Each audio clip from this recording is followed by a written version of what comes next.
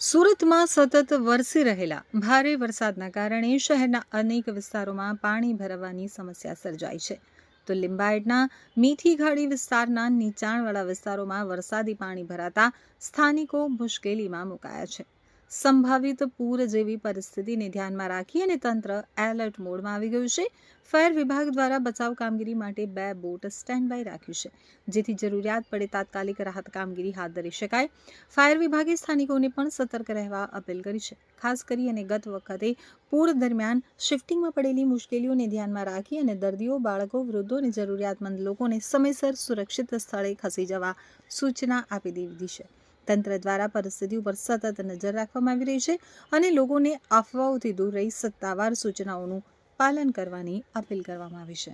Officer Sunil Chaudhari, Dumbhal fire station તેમજ સાથી એસો જિગ્નેશ ટંડલ સાહેબ, Mandarwaja fire station, Surat fire and emergency service fire ખાતાની આ લિંબાયત મીઠીખાડી વિસ્તાર છે અને નીચાણવાળો વિસ્તાર હોવાથી પાણી કાયમ ચોમાસાની ઋતુ દરમિયાન અંદર ભરાય છે. તો તેમને જાનમાલના રક્ષણ માટે સુરત ફાયર એન્ડ ઇમરજન્સી સર્વિસની 2 બોટો અવેલેબલ સ્ટેન્ડ બાય મૂકવામાં આવી છે. હવે ગઈ વખતે જે 7 તારીખના પૂરના પાણી જે મીઠીખાડીની અંદર ભરાયા હતા અને બીમાર છે, નાના છોકરાઓ છે, એમને શિફ્ટિંગ કરવામાં ફાયર બ્રિગેડને બી ઘણી જહેમત ઉઠાવવી પડી હતી.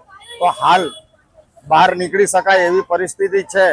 તો એવા દર્દીઓ કે નાના છોકરાઓ, બાળ બચ્ચાઓને સેફલી જગ્યાએ લઈ જાય એવી ફાયર ખાતા તરફથી અમે સૂચના આપીએ છીએ.